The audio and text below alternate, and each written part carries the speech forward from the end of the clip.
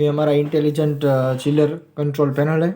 अब हम उसको स्टार्ट करेंगे और उसका फंक्शन देखेंगे, अंदर कैसे जाना है, क्या सेट करना है वो। Infinity chiller single phase panel है अभी। तो सबसे पहले हम देखेंगे कि 007 पासवर्ड डालेंगे अंदर। तो जो सेट वाली की है उसको लॉन्ग प्रेस करके रखना है।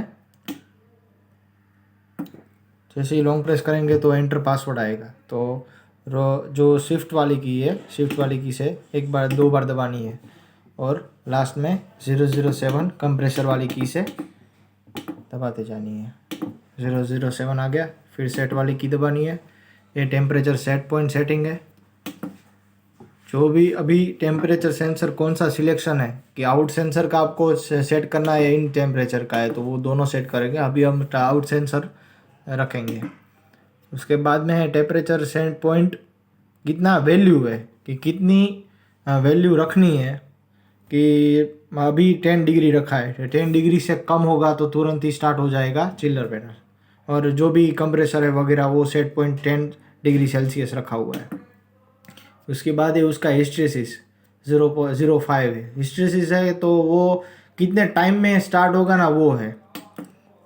फिर टेम्परेचर फेल टाइम है, तो मतलब कि सेंसर लगाया है टेम्परेचर, ये सेंसर है, टेम्परेचर सेंसर लगाया है, तो वो आपने नहीं लगाया है तो भी वो आपको इंडिकेशन करेगा कि अभी सेंसर लगाया नहीं है। तो उसको ऑन ऑफ यहाँ से कर सकते हो आप।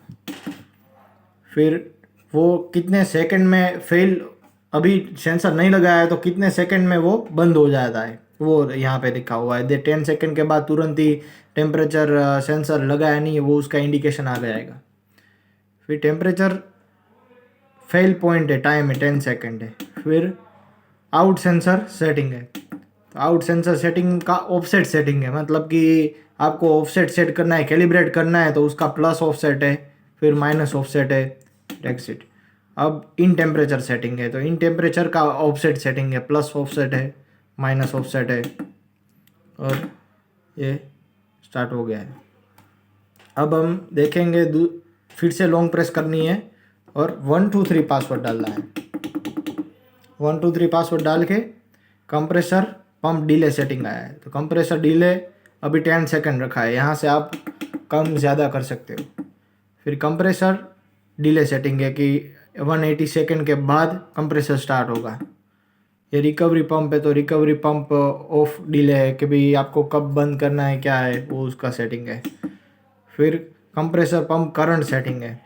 तो रिकवरी पंप का पहले आया है कि भाई 5 एम्पियर से ज़्यादा ओवरलोड होगा तो तुरंत ही बंद हो जाएगा, कि भाई over ampere RCP pump, recovery pump overload ampere.